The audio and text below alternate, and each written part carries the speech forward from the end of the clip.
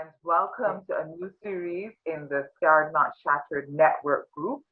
If you're a member of our group, we're so happy to have you. And for the next few weeks, we are going to be sharing information with you about entrepreneurship. We seem to be coming out of the pandemic. We've all had the experience of going through the lockdowns and all the challenges that the pandemic has brought. And we know that there are also opportunities. So here to help guide us on how we can take advantage of these opportunities is Nadia Wilkie, and Nadia is the Project Development Officer for FundAccess. Nadia, it was some time in coming, but we are here. I am so happy to have you with us, and you are our first interview for this series, and we're really glad that you are here. Tell us a little bit about yourself. You're the Project Development Officer, and tell us about FundAccess. Well, thank you for having me. Yes, we have put some work in to get here, but it's great to be here this morning. I am a project development officer with FundAccess, as you mentioned. Essentially, that means that I am a loans officer, but also a developmental officer with the company. FundAccess is actually a financial development agency where we offer loans ranging from $1,000 to $150,000 to micro and small enterprises.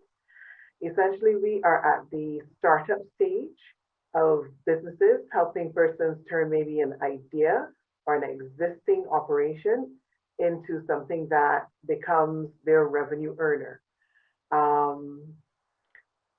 We have been in operation for more than 20 years, and we have been able to lend more than $69 million and assist some of these brave entrepreneurs out there in creating more than 2,500 jobs. And you are correct, we are coming out of a pandemic, and if there was ever a time where we expect to see entrepreneurship blossom and bloom, it will be now, with so many persons who are in a position where they have to look at how they're going to either create a new form of income or additional form of income. And we are a company here hoping to help those entrepreneurs achieve that. Okay. Now, let's talk about entrepreneurship because we saw so many people who had to, that you said, find different sources of income, learn new skills, maybe brush up on skills that they had before. What and yes, they were able to make some money and they were able to look after their families and pay their bills during the pandemic. But how do you turn this now into something that is sustainable, that can maybe even hire people, that is not just more than a hobby or something that you do for your friends or family, but something that is actually a business? What are some of the first steps that you have to take? What is it that you have to think about when you are considering actually going into entrepreneurship? One of the first steps I would advise anyone to take is to really look at the market and see where you can position your business in the market. That can mean a couple of things. That can mean simply looking to see if there are already players in the market, and competition doesn't always mean that you don't do it, but it might give you the opportunity to revise your original plan and bring a different spin to that industry. You might be able to create or fill a void. So let's say there you're looking to become a hairdresser. You might be able to bring something new to the table, either in a new style or a new hair treatment. There are different options that you can try to look at. There's also the consideration of taking a look at where your product is going to be priced for the market. So in a time when persons have a reduced revenue, you might want to consider what your service will cost, the expenses that might be necessary to run your service, and having an idea of what the potential revenue can be like. So what's the earning capacity for the business? That gives you an idea of how relevant you can be and how sustainable the business can be going forward. So there are a few areas that you can look at. I would advise anyone who is looking to get into a business right now to consider kind of popping in a search on Google online and taking a look at what an average template for a business plan can be like, and try answering some of those questions for yourself. That way, you would have a good idea of what you have to put in to set up your business from a marketing perspective. Who's your target market? Is your audience ready for your product, and how are you going to reach them? And how, not only how are you going to reach them, when you do reach them and they sign on with you, how are you going to keep them? So there are different areas that you may be able to look at in order to put your foot in the market strongly. All right, let's go back to research. So in essence, what you're saying is you look at the market, so you're doing some market research, and you mentioned Google. Are there other ways that you can conduct market research? Is this something that you have to go pay somebody to do? You did mention Google. Is that enough? What are the most efficient and effective ways of getting that market research? Well, I mentioned Google in a way that allows you to kind of set some benchmarks for what type of information you need, because one of the first instances when going for financing is that there's some financial agencies which will ask you for a business plan or proposal. And FundAccess is one of them, although we can start with a company or business at a grassroots level where you might not have that in your wheelhouse as yet. The research that you can start is just getting an idea of what it will entail to start a business. Mhm. And so Google really just gives you that information. But the truth is, the information you find there might not necessarily apply to your real world environment because we're operating in Barbados, where you might not have a record for specific industries or specific information. And so you might be looking into kind of getting having a conversation or two with persons who are within your immediate network, find out more about what their practices are as it relates to the business that you have identified. So I'm going to use examples that might sound familiar, where it's the food industry, etc. They're more familiar, but there might be and there should be opportunities right now where you can look at maybe diversifying or bringing something new into the market. And so, where that is concerned, you can get information from outside and then try to apply it to a Barbadian context so that it is something that you find out more about whether it is suitable for the area that you're going into and for your target market. Okay. So I've done my market research and I realized, okay, this looks like a viable business. This looks like something that I can take to the next level. I have to register my business. What's the process for that? Well, for registration of the business or incorporation, I would encourage individuals to visit the KIPO website. They actually have a comprehensive list of the items you would need to prepare. I believe, if I'm not mistaken, that you can actually start the application process there. Registering your business means that essentially you have a business name for your idea and you want to cement it so that as you move forward, there cannot be two persons using your name. You register your business so that you're in a position to use your name in your promotional content, and you're also in a position to set up a bank account with consideration that you already have your business name. It allows you to create a brand for yourself where you're then able to promote what the values for your business is, what type of service it is, and as people go forward and they're satisfied with what you have been able to provide to them, they can refer to you by that business name and reference people to you very easily. Okay, so is it enough for me to just register and be what do you call it, a going concern, or should I incorporate at the outset? What's the difference and what are the benefits of both? Okay, so from a registration point of view, you're really just registering your business name. And for a brand new business, I would say that it might be best to get your foot in the door and start operating before you get to the incorporation stage. Because when you incorporate, you're actually hoping to create or set up the business as its own entity where it actually trades in the market. There are then requirements that will come with being an incorporated business as it relates to your taxation, as it relates to what your responsibilities are for yourself and your employees. And I believe that you kind of have to take steps into business and to jump right into incorporation if you are not trading at that level as yet might become a lot for a new entrepreneur to handle. So you have to know where your business falls right now and understand what your responsibilities are when you're going to take those steps. So what are, just tell us briefly what are, because we're going to have conversations about taxations and those kinds of things as we go deeper into the program in probably in another series or so.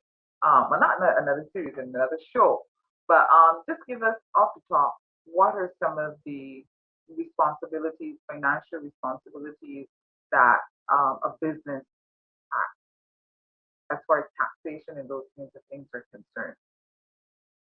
Admittedly, I would have to say that taxation is something that I encourage my clients to visit, to speak to Thomas firsthand. And we at FundAccess, because we're developmental, we would bring in officers who would speak to that specifically, because the different stages you are at or the different earning capacities will then dictate what type of taxation you have to adhere to.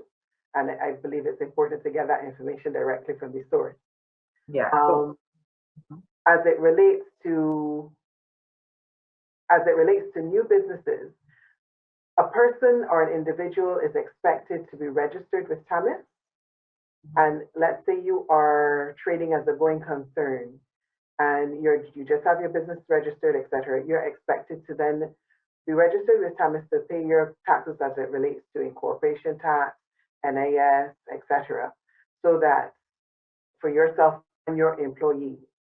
And so it's important to get a better idea of how that grading system would work. So what portion of the salary, etc., is supposed to be taxed, etc., etc. When it comes to an incorporated business, you're then expected each year to file incorporation tax. And that would mean, and one of the biggest hurdles for businesses, I find for business owners or entrepreneurs, is that record keeping becomes tantamount to running a business or owning a business. But with a person being the chief cook and bottle washer very often, you find that this is one of the failings or one of the hardest areas for them to actually keep records, which is essentially being able to file and pay for those taxes. And you might find that persons will try to avoid that situation for as long as they can. But information is power, and being able to go to those sources and speak to those officers who will be able to give you a guideline of when is the right time to start to be expected to pay taxes. So what bracket you're earning in will dictate what kind of taxation is relevant for you. And with that information, you can then start planning your business accordingly. no, you made a very interesting point there because yeah, some business people they're the chief cook, bottle washer, everything, and they may not have the time, they may not have the knowledge, they may not have the know-how to be able to do the record keeping.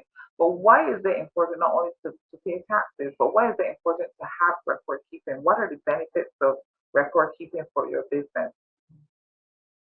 You don't know how your business is performing unless you can check those records.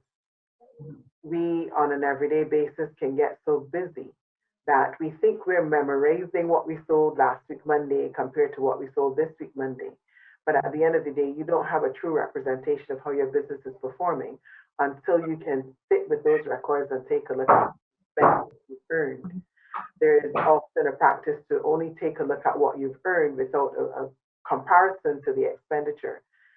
Okay, so let's say you earn $500 today, but let's say you're selling juices and you've earned $500 today, but you have had to buy bottles, buy stock, buy cleaning supplies, etc., or pay for someone to go and pick fruit for you so you can blend your juices. What will happen is you might have spent $400, earned 500, but if you're only looking at the 500, you're not recognizing you've only made $100 in profit. Mm-hmm. Now, the profit then is expected to carry over to pay your salaries.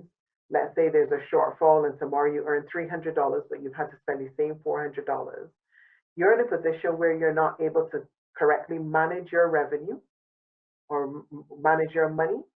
And there are often times when it might feel like you're working, you're busy each day, but you're not seeing the financial benefit of it.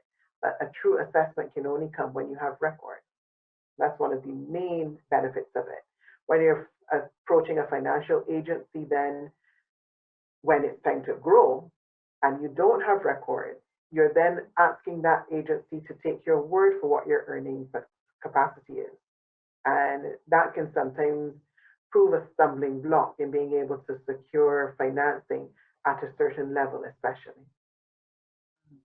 Okay, so record keeping is important, and of course, you help your clients to be able to find programs and systems to be able to do that as well. That's part of Correct. the Here at FundAccess, we're business development focused. And so our funding always comes with a developmental component. We would actually assist an individual or try to meet them where they're at. That essentially can mean that if you come in and you have a business idea or you have a skill, but you haven't exactly worked at that level where you're running a business, you may have come out of a different employment situation and you're bringing your skill with you, but you don't have the administrative background. We actually might be able to assist you by providing templates, helping to work with you to create a template. We might be able to bring in consultants who might be advising you on specific areas, if it's a specialty area, whether it be the management of inventory, simply just being able to keep those records and then assess them to see what the information is telling you about your business and track trends and make decisions on purchasing, etc. We work with our clients in order to kind of decide where you are and where you're going and use that information to get there. Okay. How has the pandemic shifted businesses? Because people are no longer talking about when we get back to normal. Everybody's saying the new normal. Mm-hmm. So based on your observations and your contact with your clients and those kinds of things, how are you seeing this shift, or what is it that we have to pay particular attention to that maybe we didn't before, or we have to pay more attention to? One of the main areas is being reliant on one market. One, well, many of the clients are recognizing that it is important to be able to engage multiple markets for your product, so that should there be a significant shift or change, you have the opportunity to remain relevant. Being able to reach your audience is important. And so, in a time where persons might have been home, we have seen a significant change in how persons are making their purchases, how they're sourcing their goods and getting their information. And so, understanding your product well enough to be fluid enough to use different platforms or choose the correct platform to reach your audience as well. Another area that has become very important is the financial management. And very often, for years, we've been talking to clients about being able to consider what happens in the rainy day, on the rainy day. And the management of your finances doesn't mean that you're just putting down money to save it forever, but you are investing accurately in your business. You're making sure you have the resources to navigate difficult times. And that could mean just simply actually having the finances, but also having the contacts and the network to be able to spread your wings when you need to and reach out to persons who might be able to source goods for you. Being able to produce your products consistently so that there's no gap in the market. There are several areas that have been highlighted right now that might be unique to the pandemic, but some of those skills that some of our entrepreneurs are learning right now can actually strengthen their businesses as they go forward, even in what we hope as we turn the corner will be a more productive time. That's very interesting. You talked about engaging multiple markets. So in essence, we're telling businesses that there are no particular borders because you can do business online. So there are no particular borders per se. But if you're engaging multiple markets and the markets is those markets are in the region or internationally, what are some of the things you have to pay attention to? Issues of taxation. Do you have to pay a particular tax in a different way that you have to pay Barbados, or do you have to pay taxes here and there? I mean, what are some of the things you have to think about when you're going into these multiple markets that you suggested? Definitely taxation. One of the other consideration is that multiple markets can have different requirements for your product itself. And that will depend on whether it's something in manufacturing, for example, or production. When you start a business, very often you're selling to the persons within your network, and you might not consider that. As you grow, there's certain parameters that you have to meet and standards that you have to meet, especially if you're going to approach an external market. And information is power. So you might have a person who might be purchasing from you online and they want to know what is in your product. You have to identify that. Um, so there's you can actually approach the BNS site Mm-hmm. where if it is something that is edible Mm-hmm. or let's say medicinal, etc., where they can assist you with being able to test your product and be able to identify certain things within your product. Outside of that, another consideration is being able to design your e-commerce situation in a way where you can actually retain that revenue. And that's important. There are many small businesses which are operating from pocket to client and from client to pocket. So in the absence of banking information and bank accounts to explore or export your service or good, it will be difficult for you to actually engage in e-commerce situation. And having a good idea and a track record there is a big asset to be Mm-hmm. able to have clients who are outside of Barbados. But even within Barbados, having multiple markets, let's say you might, and one of the areas which is probably feeling that more than any would be those markets which have been solely tourist based, and Mm-hmm. they would have been probably the hardest hit during this pandemic. In that, without your main clientele, it becomes a challenge to navigate a time when you still have to earn and you still have realities Mm-hmm. to take care of. And so being able to diversify your products in order to attract multiple markets helps you to maintain your revenue streams over time.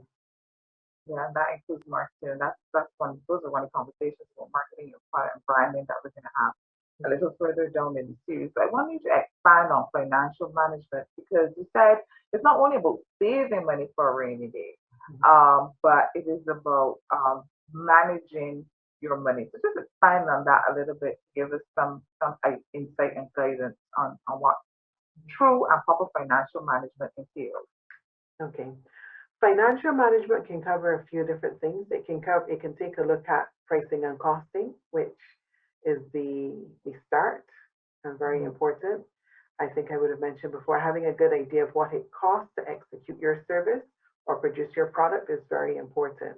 And that starts from whether you have an at-home location or an external location, understanding what things that your utilities might be, understanding the labor that might be involved, and understanding what the actual source materials might cost and how to get them on a consistent basis. Because if your source changes from time to time, that means your cost might change from time to time, and by extension, so would your profit. So the pricing and costing area is a very important area. Then understanding how you're going to budget from week to week or month to month, and that depends on the size of your operation. That's going to be important as well, and how to use those funds. There are instances where a business might be doing very well in a particular period. Let's say you have a good quarter at the beginning of the year, and you find that you've earned well. Your first thought might be, well, how do I use this money or benefit from this money? And having an idea of what your future plans would be can give you a good plan or a good route on how to invest in your either your skills, your Mm-hmm. staff, or your actual operation, whether you're going to mechanize or take different steps into that will help you to grow over a period. So the financial management covers a wide gambit of things. Okay. Let's talk now about, all right, so we've registered the bit, we've done our market research, We've looked at how we, and that has informed how we can do our branding and who our market is and who we're going to target. We spoke about costing, catching up record keeping, doing all of those things. How about suggestions? Because we will go into it in depth further on, but how on getting your clients know? Mhm. How, what are some of the suggestions you give to your clients on how they can go out into the market and kind of, get their share of it? One of the first steps is to observe what your competition is doing, and that is not to repeat it because I like to advise my clients not to repeat the building of the wheel, but to see how you can get the wheel to maybe go faster. So Mhm. observe what already exists in the market so that when you go back to your plan, you are recognizing what has been tried and tested and what opportunities are there for you. Outside of that, securing the market that is around you. So your network is important for you as a new and small business owner. And not only as that might be the first opportunity for you to generate sales, but it is also a window into their network. And so you might be able to use your network so that they can plant the seeds of interest within their network for you. You can also supplement that by understanding what your product is, what your potential target audiences are, and then finding out where they get their information from. So you might have a younger target market where maybe social media might be an area for you to promote on. You might have a more middle aged or professional target market, and you might find that a more traditional media might be the opportunity for you. Or you might be able to use, as I mentioned, your network to send you leads where you might be able to take a more targeted approach by generating emails for a database. There's some businesses which do very well on just WhatsApp or even cold calling in some instances, dependent on what your product or service is, might give you an opportunity to reach new individuals. How important is customer service in your business? So some people may say, well, they don't really come in contact with people. How important is customer service to a business? Extremely important.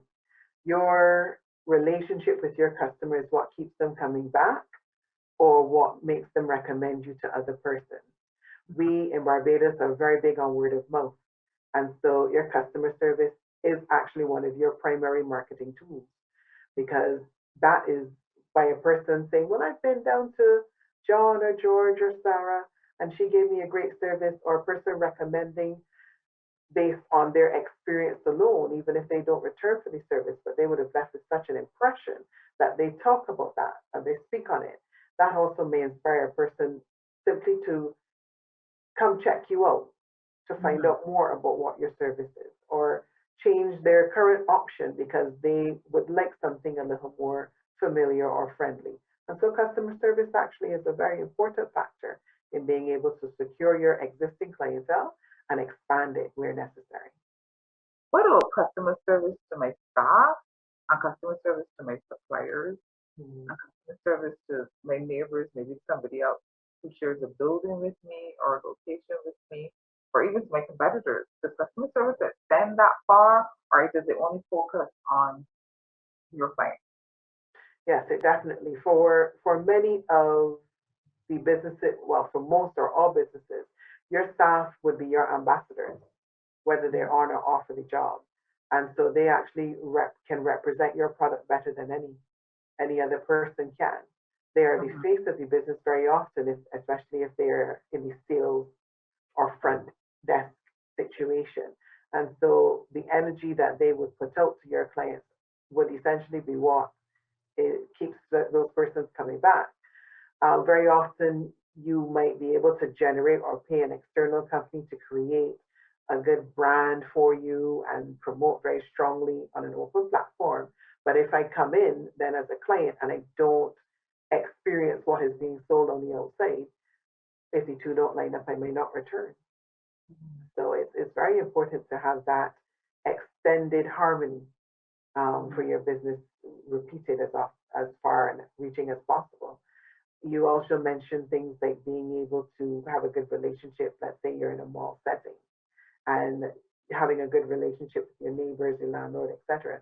That's important because you can cement the longevity of your business by being able to maintain a location where possible.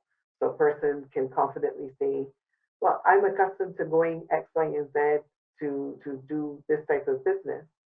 And so when I'm in the area, I'll make sure I plan accordingly. Um, so there are different, or let's say a person comes to your store, and for some reason you've had to close for a half an hour, etc.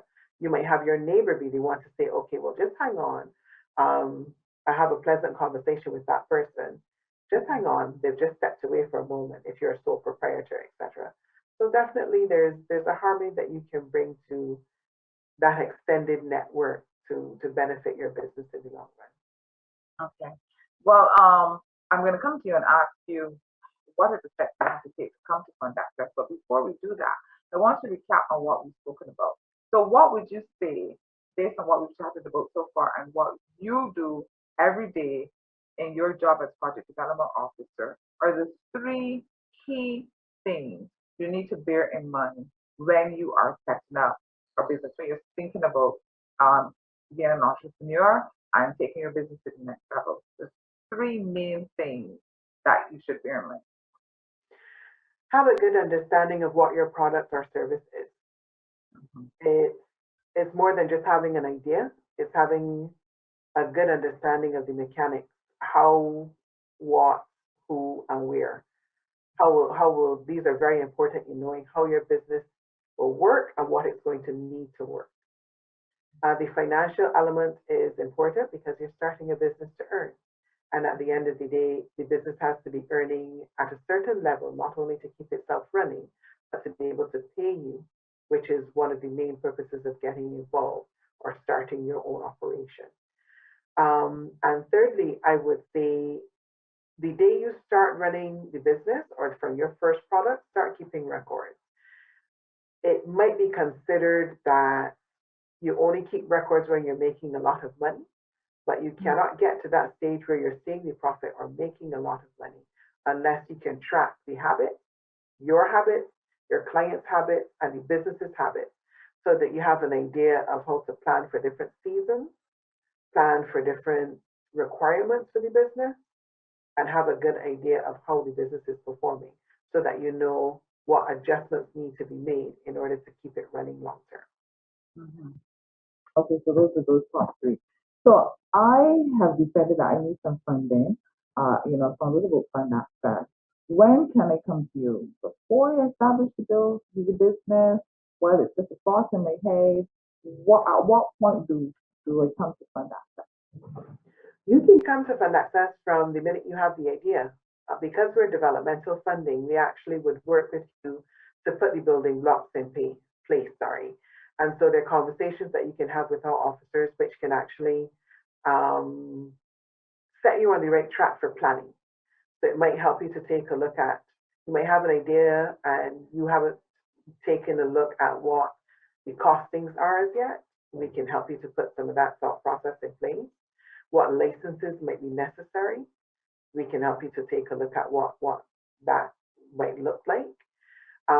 It might be as simple a conversation as you running through your idea with someone who is going to run through the pros and the cons with you, which helps stimulate your ideas that, or might even trigger diversification that you hadn't thought of.